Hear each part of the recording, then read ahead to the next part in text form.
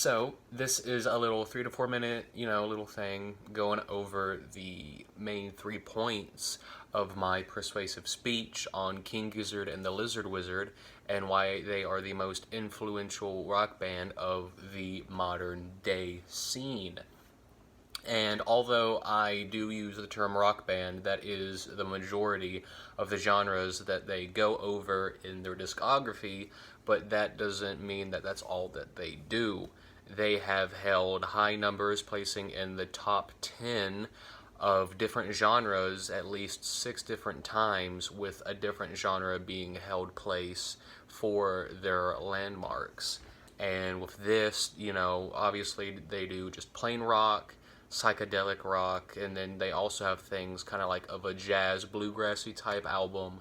They will also go out and do something made completely out of synthesizers to give it a futuristic tone, and just heavy metal. They'll do a classic western style album as well. So just the amount that they can do is almost overwhelming to some if you try and dive in head first. And another thing that's impressive with their discography is that back in 2017, during their interview with Music Feeds, they stated that in early 2017, the entire year would be filled with albums, and they promised a collective of 5 to be released by the end of the year.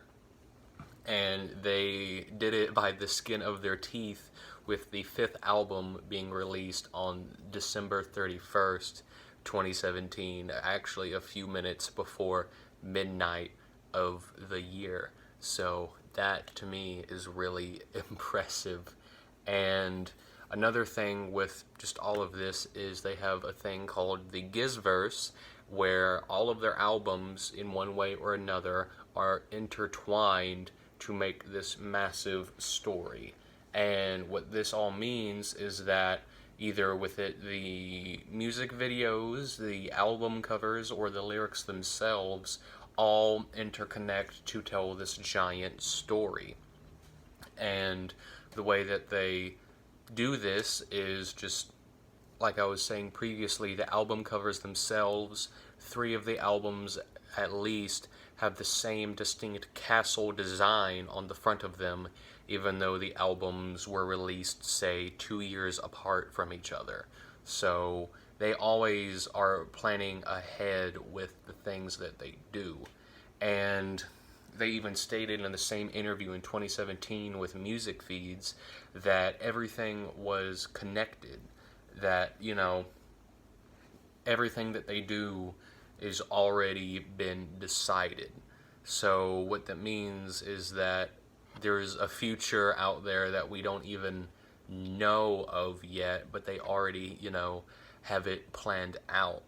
And all of this ties into the third, main statement, saying that, the band themselves already know what they are doing. And in the same interview with Music Feeds in 2017, the drummer Joey decided to go ahead and just tell the interviewer that their first and last album were already planned out before the band even released their first bit of music. So they know where their end goal is and what it will be and how it ties together with this whole Gizverse story, but they don't want to tell us when the end will be, because all the band members have stated that they are entirely happy with the direction that they are going and the music that they are putting out.